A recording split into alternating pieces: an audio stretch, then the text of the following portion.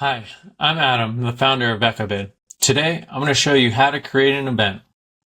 If you haven't done so, connect your Google Calendar by going to Settings and Integration. It's also possible from the Calendar tab when first creating your account. There's two ways to create an event.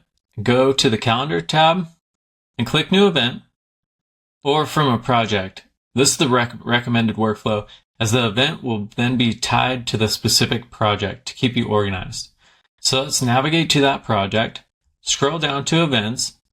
Next to that, we'll click the plus sign. From here, the title and the address will be pre-populated with client information from the project. You can update the title and description, or even the address.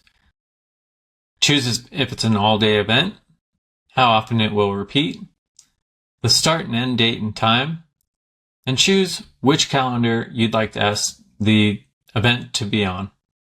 Click Save. That's it. You've created your first event. In the next video, I'm going to walk you through creating an estimate.